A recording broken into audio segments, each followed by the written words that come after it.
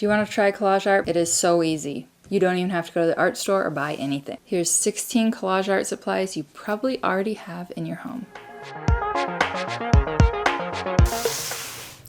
Books. Books can be so good because they have, potentially, if you get certain kinds, a lot of images in them. Some good books you might have around the house. Science type books, like these are butterflies. This is a catalog of butterflies. This is portraits, photography. I don't have here, but I wish I had. Textbooks would be a good one. If you have old textbooks that you haven't gotten rid of, that could have some fun images in it. Most of the books I use for collage I bought specifically for collage with that in mind, so I wanted ones with particular types of images and lots of images. When I buy books to use for collage, I always make sure they're not rare or out of print. So I get things that are easily accessed and you can still get copies of.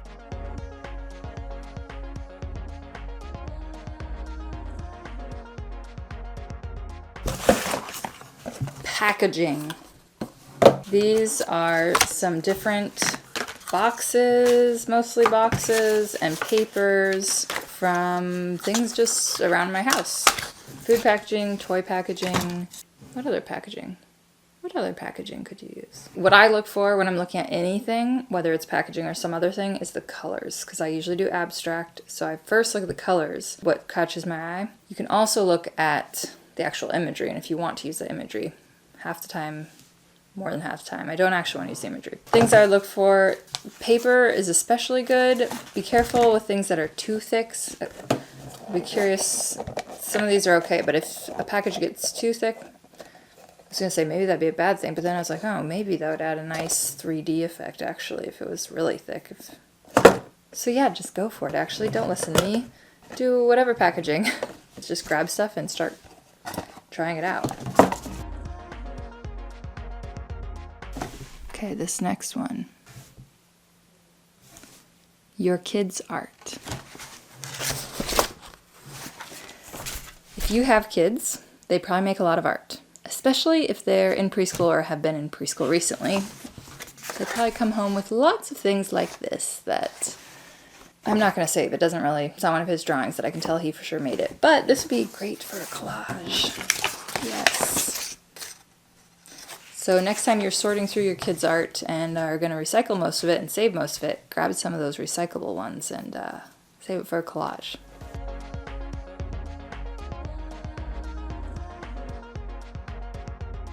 Uh-oh, my son's home.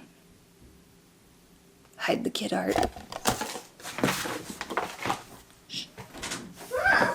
Hi, Zachy. Come on, 2 things we're having. What? Right, next we have calendars. Calendars are so good for collage because you get these big photographs with lots, like professional, high quality photographs. It's also usually high quality paper, so it cuts well. Cheaper paper kind of tears when you're trying to cut it. Yeah, and man, you can just get really beautiful images. And if you don't want those specific images, like owls, I probably won't, maybe I'll do one collage now. I probably won't actually do a collage with an owl. But you just cut out the colors. You don't have to cut out the objects.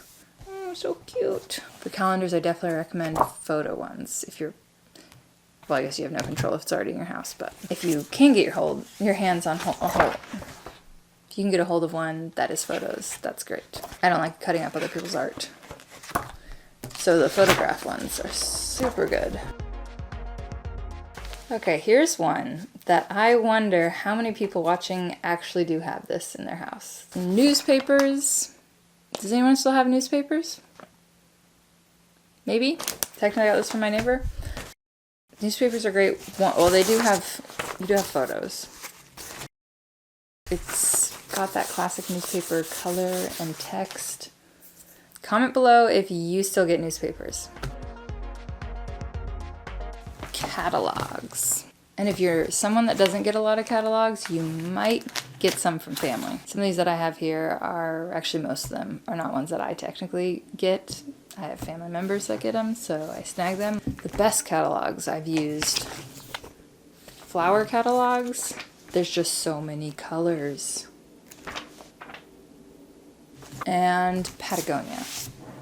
Because their catalog's not really a catalog, it's more like a magazine, so there's really nice full spread images.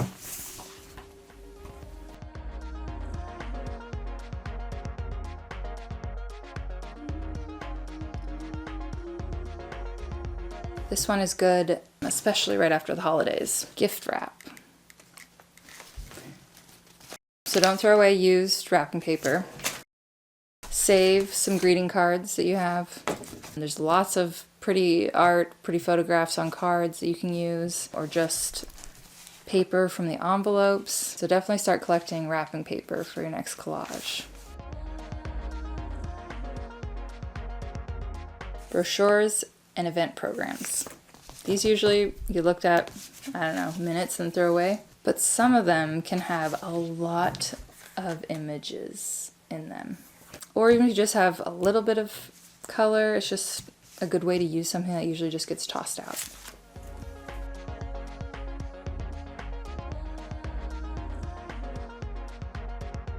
Post-its and notepads.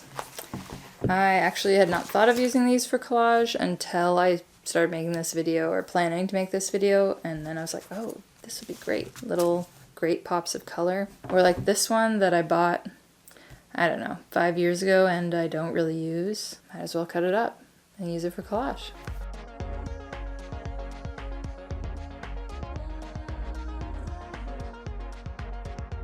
Magazines. This is what I usually use for my collages. Almost all of my collages are magazines. The most images, the most photos you get, so the most color you get to use. The magazines I like best, that I think work best, are the more artsy, higher-end fashion magazines, because they have more full color spreads instead of lots of small little photos. So you have more potential to get a big swath of color that you can use in more different ways. But you never know what you might find in some. This one, this like specific issue, I was finding so much good paper in it that I actually went online and found it because it was already past. It was already an older one. I don't know how far back you can go, but sometimes some publishers or some magazines will have their magazines available from like years ago. And this one I got 2 of because there's so many good images in it.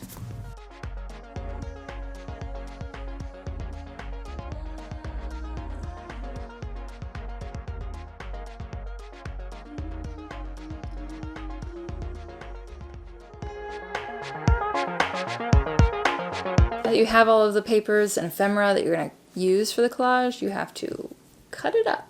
So you probably have scissors in your house that you can use to cut. Some other options for cutting would be an X-Acto knife. I guess you technically need a cutting mat, which I haven't listed here, to use an X-Acto knife, or you could just use cardboard, or like me, like I did, and I cut straight on my desk.